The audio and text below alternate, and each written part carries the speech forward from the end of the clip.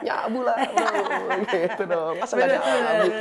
Waktu podcast yang sebelumnya kan gue juga udah bilang, gue SMP juga menikmati ganja. Kalau Ngebut kan hidup karena listrik gitu kan. Gue hidup karena Dumol, Triklona, sabu-sabu, dan lain-lain gitu.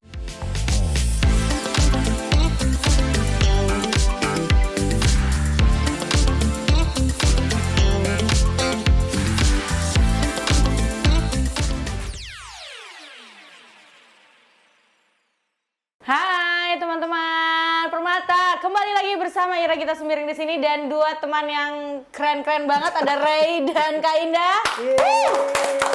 Ini kayak setelah minggu lalu kayaknya udah panas banget ya. Sangat. Panas banget ngomongin GBKP dan hal-hal di dalamnya. Hari ini kita masih mau ngobrolin hal yang pinggir jurang lagi. Sangat. Mungkin kecemplung. Kecemplung kali ini. Jadi kita memang senang banget kedatangan sama bintang tamu kita yang spesial ini Kak, karena kita mau Jangan gitu mengorek-ngorek apa yang terjadi dari sisi lain Ray yang tidak Tadi. Aneh banget. Iya kan, siapa yang nggak kenal jurnal digital betul kan. Jadi kita mau lihat ada sisi gelap ternyata pernah dialami oleh seorang Ray gitu ya. Iya, ada dong. Ada dong ya. Pasti Bukan dong. gelap terus ya? Bukan dong. Tapi belum tahu ya. Oke, jadi mungkin belum banyak yang tahu kalau Ray ini adalah seorang mantan Mantan jangki kan? Mantan jangki. Iya. Narkobawan. Narkobawan yang dermawan. Yang dermawan. Bener, narkobawan. Iya. Tapi nggak apa-apa ya, lu berarti sekarang memang sudah terbuka itu kalau lu Terbuka dong. Oke. Luar biasa. Pertanyaan pertama, mungkin bisa diceritain kenapa waktu itu akhirnya lo bisa terjerumus dalam dunia itu gitu. Oke. Bahasanya terjerumus ya. Iya. Terjerumus. Padahal gue menjerumuskan diri. Dan menjerumuskan orang gitu. Nggak maksud. Sabar. Oke. Pelan-pelan. Standar. Pelan-pelan. Maksudnya dikasih tahu ya karena Kak Indah ini adalah sahabat kecilnya Ray, jadi mereka udah tahu. Betul. Jadi ada masanya gue minta tolong lah sama ini, nanti gue ceritain lah. Oke. Gitu. Oke, Lu gimana? lihat nggak gue gini sih? Oh yes, Ya udah. lagi. Oke, gimana pertama? Oke. Jadi gini,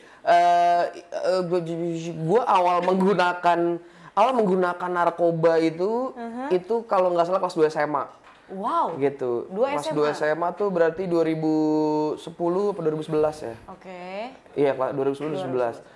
Itu sabu. Langsung sabu ya? Wow. Jadi gue tuh nggak Kaya ya berarti dia. Iya, jadi kalau ada orang tua ngomong ke anak, jangan ngerokok, itu adalah gerbang. Tidak, saya tidak merokok dan tidak minum. Saya sabu. Salah besar. Iya. Amfetamin sahabat saya. Gitu. Dulu, Iya, mantan sahabat. Enggak, masalahnya ini BNN nanti bisa ngelihat. Nggak apa-apa, tangkep aja. Paling gue barang buktinya apa? Handphone, tau nggak? Jam tangan barang buktinya. Oke, lanjut. Gitu. Kenapa gue pede banget bercandain ini segala macam? Karena itu udah lewat jauh. Oke, Gitu. siap. Jadi pertamanya adalah karena gue melihat ini sebuah fenomena yang waktu itu menurut gue orang yang make sabu itu keren.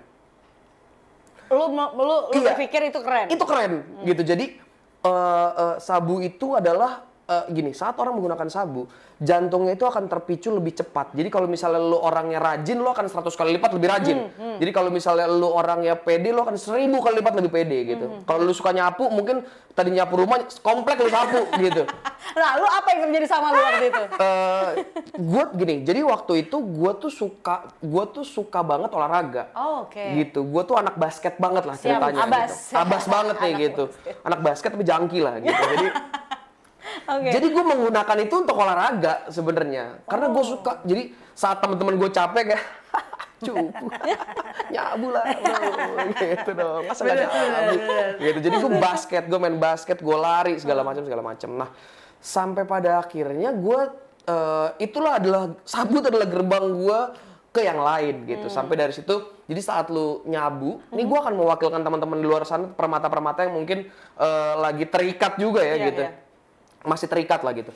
Di nyabu itu lu akan badan lu tuh akan super aktif gitu. Nah, saat efek sabu itu hilang, kalau kita nyebutnya jatem kali ya, jatuh tempo gitu.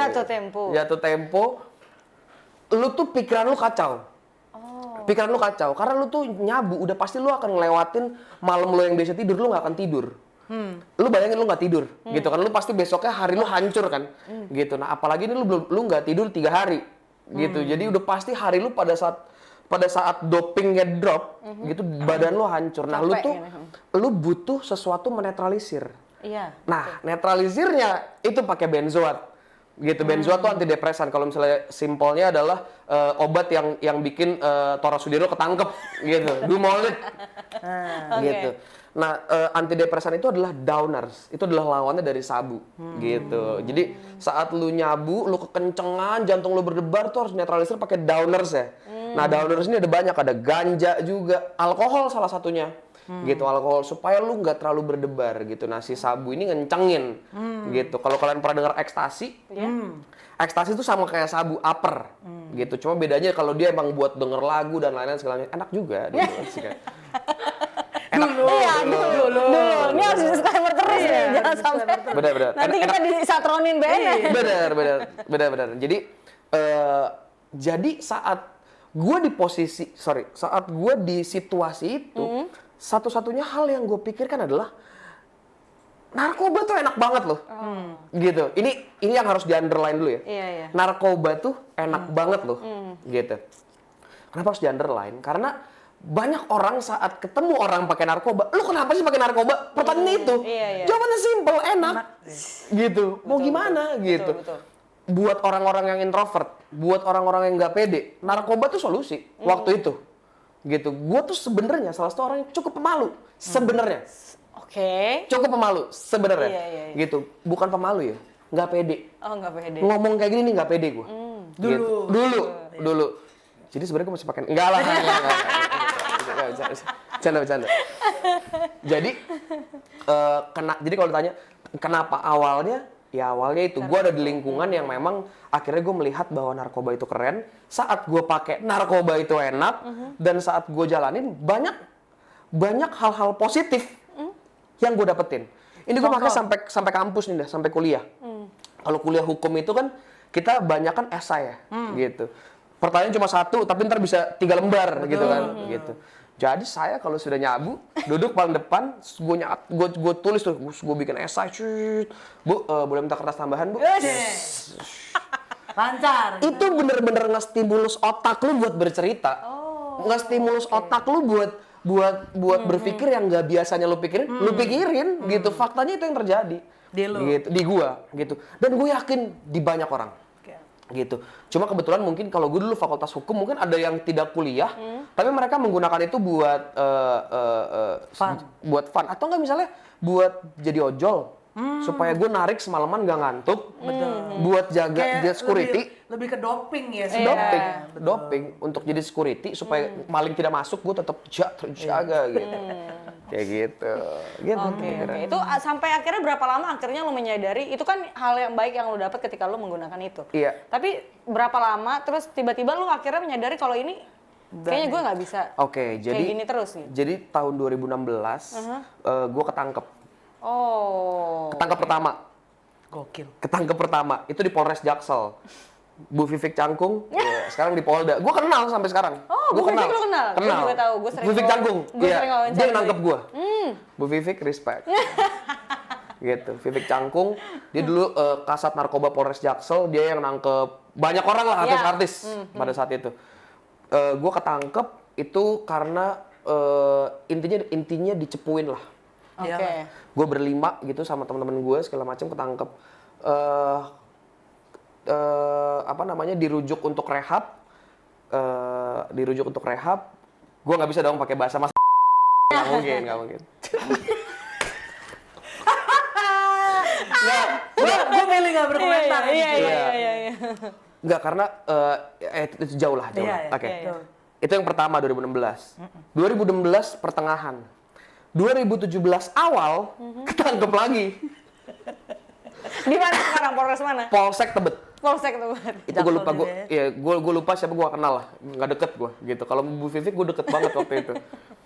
Gitu. Jadi ketangkep karena gue nabrak orang. Jadi gue dalam keadaan high, terus gue nabrak orangnya kakinya patah 3 gitu. Gitu.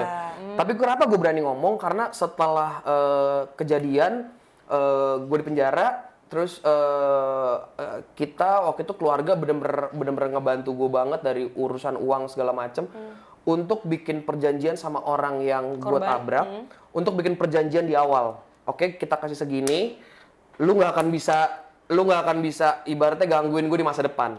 Karena fair, kita kasih uangnya fair lah. Gitu, kita kasih uang pengganti di saat dia kan nggak bisa kerja. Ya kita kasih itu. Gitu. Ketangkep. Nah, sebenarnya jadi gini. Ada satu momen di yang kedua gue ketangkep Polsek Tebet. Jadi gini, kalau di tingkat Polres, lu tuh nggak akan bisa gampang dijenguk sama keluarga lu. Oke, kalau di Polres. Kalau di Polres. Di Polsek, lu tuh bisa dijenguk sampai depan sel. Karena ini sel, ini tuh ruangan kanitnya segala macam. Jadi lu bisa dijenguk jauh lebih mudah. Ada satu momen di mana nyokap gue datang, dia bawa kantongan McD banyak banget gitu. Ini waktu itu di dalam sel gue tuh lagi ada gue sama temen gue satu orang, sama lagi ada orang yang lecehin anak sama preman begal gitu. Cuma karena gue udah duluan, jadi gue kepala kamar, gue kepala kamar, gue kayak apaan lo, mau ngapain lo gitu. Datanglah nyokap gue gitu. Gue datang bawa ini McD, dalamnya banyak rokok juga gitu. Terus dia bener-bener ngasih gue. Dia ngomong kayak gini, gue inget banget kalimatnya gini. Dek, makan. Bener-bener nggak ada kemarahan, nggak ada sedih, tidak menunjukkan kekecewaan. Dia menunjukkan, udah lu bener-bener kayak jadi ibu aja gitu. Dek, makan gitu. Temennya Rey, ada yang muka tatonya sampai sini gitu. Temennya Rey, makan makan segala macam. Terus temen-temen gue yang gue nggak kenal itu pun suka, iya tante Salim punya nyokap gue gitu. Semakan kita makan itu segala macam. Iya makan yang banyak. Terus kalian tidurnya gimana? Terus nyokap gue beliin Aqua 1,5 liter gitu untuk kita jadiin bantal gitu. Karena kita nggak punya bantal gitu. Kita tidur di atas paha temen gitu, anjing aneh banget. Terus jadi segi empat. Jadi segi empat gitu, anjing aneh banget lah, aneh banget posisi itu gitu. Jadi kalau kita minum nggak boleh langsung habis supaya ada empuk-empuknya dikit lah gitu. Nyokap gue datang. Di situ adalah momen dimana tiba-tiba gue tuh kayak ditamparin, tau gak lu? Gue kayak ditusuk-tusuk seluruh badan gue kayak, anjing nyokap gue bisa-bisa aja dia nggak nangis, dia nggak kecewa, dia nggak marah. Itu adalah momen dimana gue tahu bahwa, oh, gue harus cabut nih dari dunia ini gitu. Maksudnya dari lingkaran ini, gue harus cabut. Gue mau ngapain gitu loh. Kalau misalnya gue kayak gini terus, mungkin nyokap gue sekarang ketawa gitu, masih nggak sedih. Mungkin besok juga nggak sedih. Tapi tiba-tiba dia kolaps, itu akan jadi penyesalan terbesar gue dalam hidup. Gitu. Jadi detik itu adalah momen dimana gue memutuskan untuk cabut dan direhab secara bener. Gitu, direhab secara bener. Nah itu adalah momen dimana gue nggak nyentuh apapun lagi. Gitu. Jadi nyokap toh. Nyokap lo ya? Nyokap gila. Dan Kak Indah berarti waktu itu sempat mendampingi Rey dalam proses. Kalau pas narkobanya enggak. Oh, narkobanya enggak. Kalau narkobanya enggak. Cuma paskanya di saat jadi gini, narkoba itu adalah sebuah, kalau bahasa Gen Z itu coping mechanism. Betul. Coping mechanism Gitu. Gue udah gak punya coping mechanism gue lagi gitu. Akhirnya gue larinya kemana? Ke alkohol lah sudah pasti. Karena kan legal ya gitu. Gitu ke alkohol gitu. Dan mencari orang-orang yang bisa menjadi coping mechanism gue. Salah satunya di 2020 tuh Indah. Gitu. Di 2020 tuh Indah. Jadi gue tuh nggak bisa stres. Gitu. Apakah gue dekat sama Tuhan? Enggak gitu deh. Nanti aja. Itu minggu lalu. Oke. Kalau Kak Indah sendiri aku mau nanya, dengan pasti kan udah tahu apa yang terjadi sama Rey gitu. Tapi kalau dari sudut pandang seorang pendeta gitu, melihat ada pemuda dia mengalami hal seperti ini, ada di dalam dunia ini. Apa sudut pandang pertama kali yang ada di pikiran Kak Indah waktu itu? Proses, nggak apa-apa. Gitu, karena menurut gue untuk dia berani ngambil narkoba itu ada keberanian. Satu, ya kan? Berarti dia punya power untuk memilih. Gitu ya, satu. Yang kedua adalah ketika dia makin jatuh, maka dia akan semakin tahu. Gue masih mempercayai semakin kita bebas, semakin kita tahu batasan. Justru semakin lo batasi, lo semakin nggak tahu. Semakin nggak tahu. Iya. Justru semakin lo sadar perjalanan, ketika nyobain ini makin dalam, gue tahu nih batasan gue. Wah, capek juga ya kayak gini.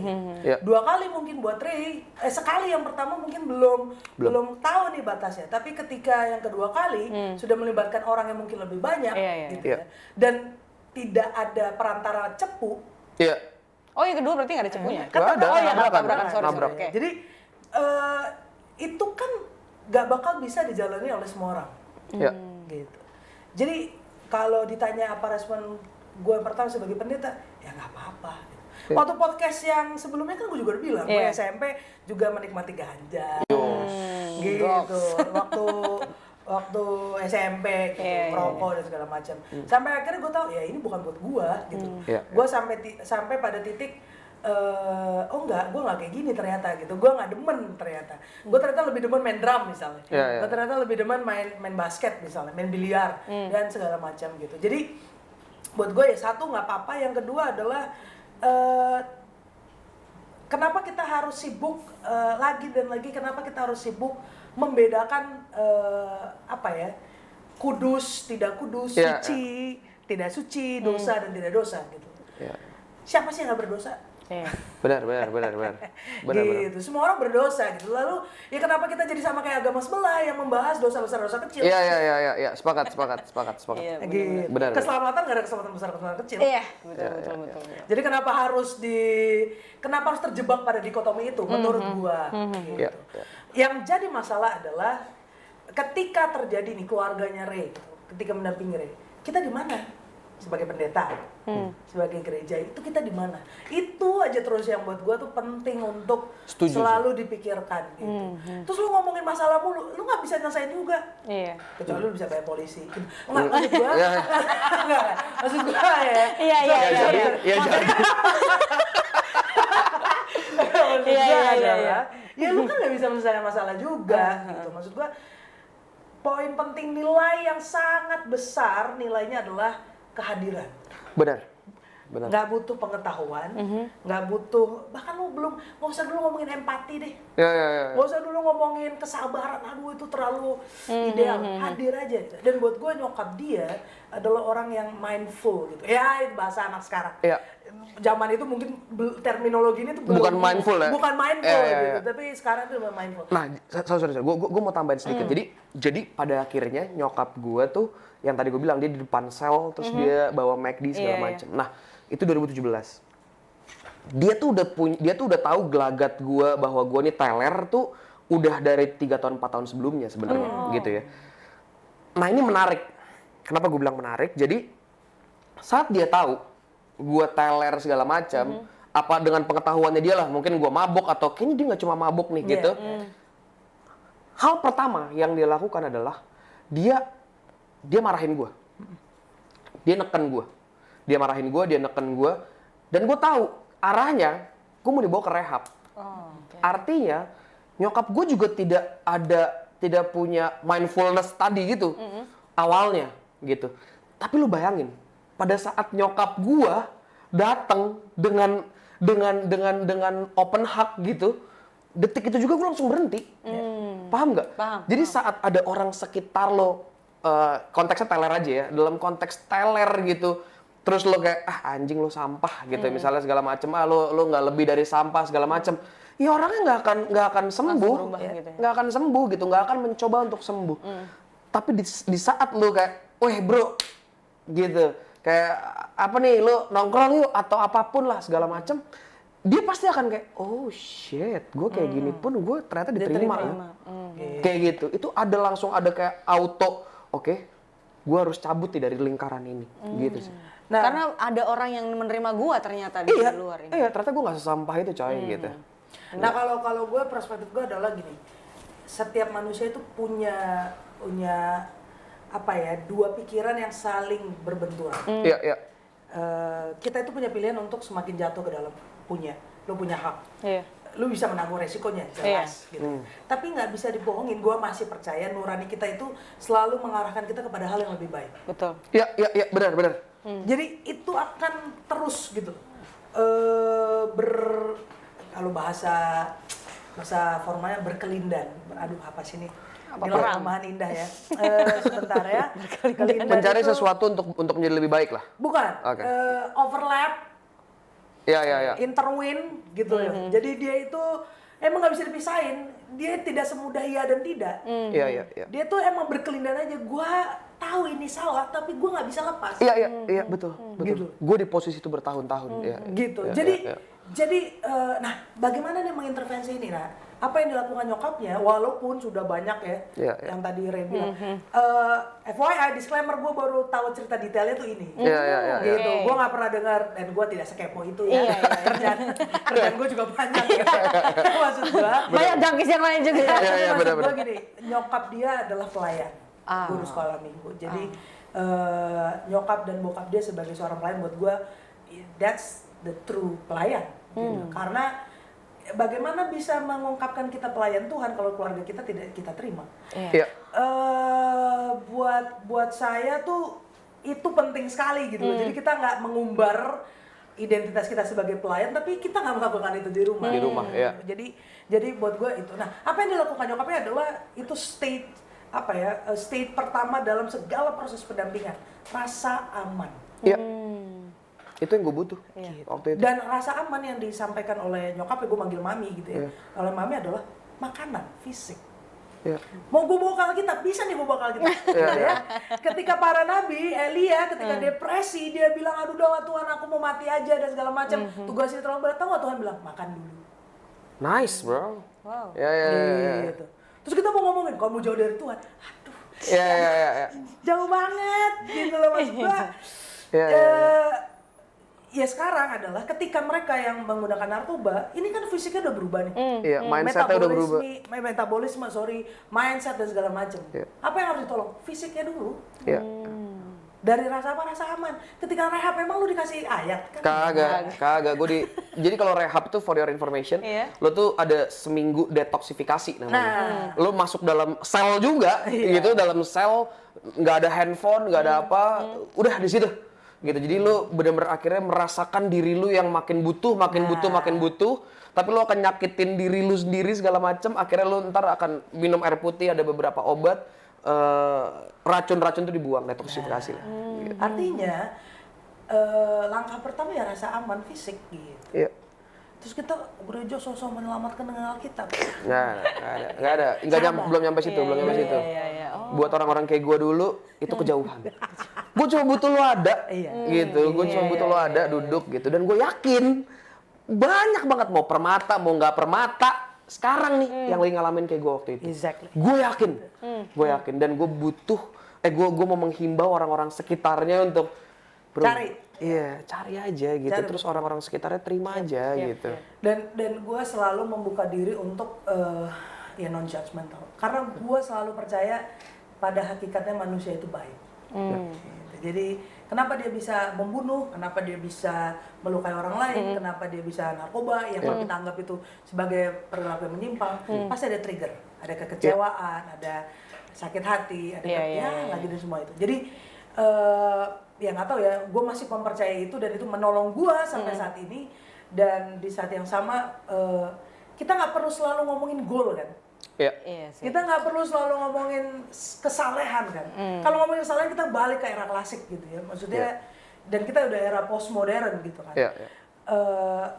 Tapi kan yang mau kita dorong adalah bagaimana manusia itu, Ray itu sehat secara fisik dan di saat yang sama dia bisa beraktivitas. Iya, benar. Produktif gitu. Iya, kembali ke ke sosialnya dia gitu ya. Ke kehidupan dia ya, well function lah. Walaupun belum holistically function ya, tapi at least dia bisa beraktivitas gitu, bersosial gitu. Kembali kebutuhan primer lah.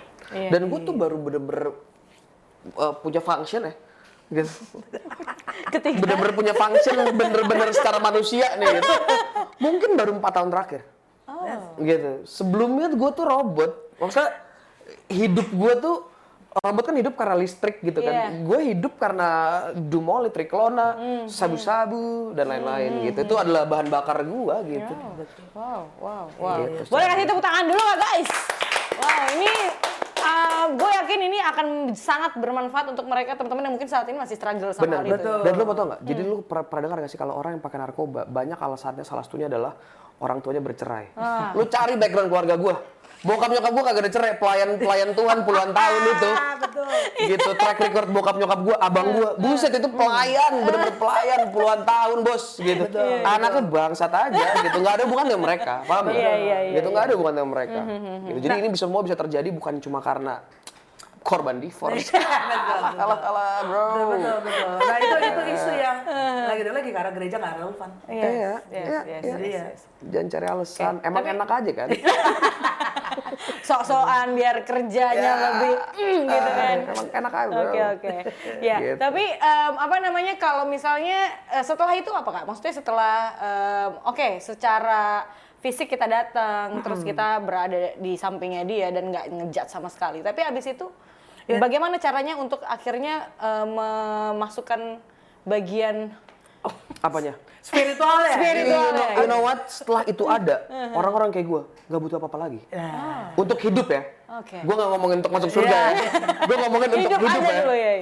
Itu cukup gitu. Habis itu apapun yang terjadi itu udah menyenangkan gitu. Udah sangat menyenangkan gitu. Jadi mungkin yang perlu gua disclaimer dari pertanyaan Kak Ira adalah apa yang dilakukan dengan berusaha di stage aman secara fisik itu udah spiritualis. Oh. Gitu. Dikatakan spiritual bukan berarti ada ayat Alkitab. Dikatakan teologis bukan berarti kita bawa-bawa nama Tuhan. Iya. Kan Tuhan di mana-mana. True. Gitu. Betul. Jadi kehadiran nyokapnya untuk Ray saat itu buat gue kehadiran Tuhan udah Iya. selesai. Iya. Buat gue itu ya betul. Sangat spiritual Iya. jadinya Sangat spiritual. Iya. Nggak perlu ada pendeta. Yes, benar. Buat gue sekarang gue berpikir gitu ya dulu Tuhan tuh bentuknya nyokap gitu. Yes, benar. Jadi kenapa kita harus sibuk dengan kehadiran ya tapi maksud gue adalah gini, gue agak berhati-hati juga di sini karena orang GBKP itu masih menghormati ya posisi klerus pendeta. Klerus tuh pendeta ya. Klerus itu bahasa terminologinya. Bahasa bodohnya apa dah? Kremus. Bahasa awam. Gue bukan awam, gue bodoh aja gue. Apa ya? Sebentar ya, Re, gue nyari bahasanya. Sosok. Bukan. Gerejawi. Gerejawi. Iya. Posisi gerejawi gitu. Jadi kayak pendeta, majelis, atau pelayan gitu segala macam. Jadi kita tuh masih kayak, wah dia orang yang ngambil posisi ini agak hebat gitu. Atau lebih tinggi kebijaksanaannya. Gue masih merasakan kita di posisi itu masih gitu. Jadi itu nggak ada salah juga. Yeah. Tapi yang mau gue bilang adalah kehadiran kita juga bisa merepresentasi kehadiran Tuhan. Yep. Tanpa harus kehadiran tokoh-tokoh gerejawi ini gitu. Karena Tuhan hadir kan bukan hanya buat pendeta, itu bukan gelar Alkitabiah loh. Nggak ada gelar pendeta di Alkitab. Yang ada tuh penatua dan diaken. Di kalau nanti baca Tesalonika dan Timotius. Nah artinya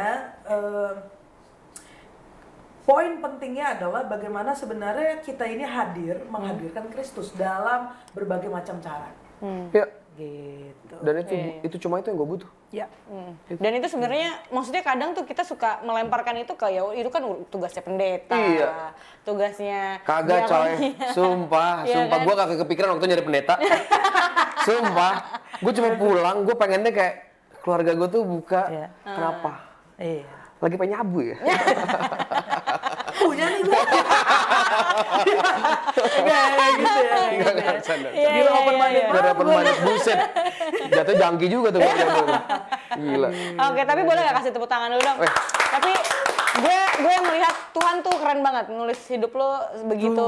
Keren ya? Apa? Iya. Karena ya mungkin banyak jangkis-jangkis yang lain gitu yang mungkin punya cerita tersendiri gitu. Tapi gue yakin ketika lo ada di sini, ini pertanyaan untuk lo selanjutnya. Apa yang pengen lo ngomongin untuk mereka yang mungkin sama-sama di gereja yang sama, maksudnya di GBKP juga konteksnya atau GBKP lah ya. Yes, di GBKP atau permata-permata di luar sana yang gue pengen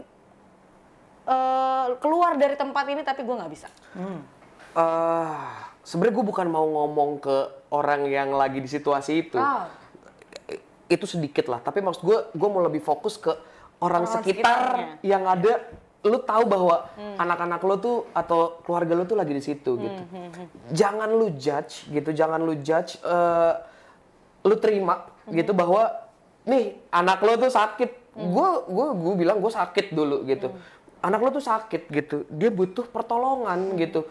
Pertolongan itu nggak serta-merta tentang rehab gitu. Pertolongan itu cuma untuk duduk bareng, makan, ngobrol, ngomongin apapun gitu, itu pertolongan gitu. Faktanya gue tuh nggak bisa cari siapapun untuk minta pertolongan apapun, karena gue tahu kalau misalnya gue minta itu atau kalau gue minta itu, gue pasti akan dibawa ke rehab. Oke. Dan rehabilitasi itu nggak akan bisa bikin lo sembuh. Gue berani potong kuping, gue berani taruhan potong kuping. Kenapa? Kalau lu ke rehab dibawa sama orang rumah lo, bukan lu ngebawa diri lo. Itu nggak akan bisa sembuh. Nggak akan bisa sembuh. Jadi rehabilitasi itu bukan solusi, tapi orang sekitar lo hadir itu adalah solusi utama menurutku. Yes. Nice. Gitu. Nice. Wow. Gue boleh nambahin nggak sih? Boleh dong. Jadi waktu gue vikaris di Ketaren, membantu Permata Depok saat itu ada donasi ke orang dengan HIV/AIDS, gitu ya. Dan di Medan itu kan ada rumah singgah ya, yang diprakarsai oleh GBKP. GBKP itu punya unit nafsa dan unit narkoba dan nafsa lah, pokoknya gue lupa. Nafsa, iya. Ada pokoknya unit itu gitu, dan bicara juga HIV/AIDS gitu ya. Jadi gue datang gitu, mewakili bersama dengan tim Permata Depok saat itu ke rumah singgah itu ngobrol sama Oda gitu ya. Pertanyaan gue bodoh saat itu, gue bilang gini, Bang, gimana udah nerima ya? Gitu. Ya namanya bodoh ya, belajar. Iya. Lo tau gak dia bilang apa? Kak, aku gimana pun udah pasti aku terima. Tapi keluarga gue gak pernah nerima aku. Gitu. Itu rasanya gue kayak, bodoh banget gue nanya ini gitu. Ya dia nggak mungkin nolak gitu. Dia dibutuhkan penerimaan untuk dia agar dia sembuh. Ray harus dengan pengakuan dia menerima bahwa dia sakit. Makanya dia bisa menjalani proses penyembuhan. Tapi di kesakitan itu bisa mendalam dan bahkan menjadi luka busuk ketika keluarganya tidak menerima. Betul. Iya. Betul. Gila, sehebat itu nggak, sepowerful itu ternyata pengaruh keluarga. Oh gila coy, itu gila banget, Gila banget. Jadi keluarga bisa jadi konteks yang sangat traumatis, tapi di saat yang sama bisa menjadi pemulih yang sangat luar biasa. Wow. Gue sampai merinding dengernya. Buat orang-orang yang sakit kayak gue dulu, Iya. gue tuh nggak nyari Tuhan. Iya. Gitu, gue nyari nyokap. Dan Tuhan paling real ya adalah keluarga. Iya. Gitu, apakah gue jadi ateis? Tidak, gitu. Nggak kayak gitu konteksnya. Nggak gitu caranya, nggak semudah itu. Iya. Nggak sehitam putih itu ya. Nggak sehitam putih itu. nggak. Pokoknya kalau narkoba, wah kita Jauh dari Tuhan. jauh dari Tuhan. Tidak gitu. percaya Tuhan Yesus. Harus Masuk neraka. bertobat gitu. Betul. Oke, terima kasih. Terima kasih. untuk Ray dan Kak Indah yang udah banyak ngobrol soal narkoba dan teman-temannya gitu ya. Iya. Jadi mungkin kalau buat teman-teman di rumah yang punya pengalaman yang sama juga boleh cerita-cerita di kolom komentar atau punya kesaksian-kesaksian boleh banget, kita nanti bisa kita highlight gitu ya. Dan aduh, ini kayaknya kita masih banyak banget yang mau diobrolin tapi waktu kita sudah tidak banyak. Jadi mungkin di minggu depan kita masih bersama dengan Kak Indah dan Ray. Jadi jangan kemana-mana, tonton terus Puffcast hanya di GBKP Tanjung Priok. Let's go.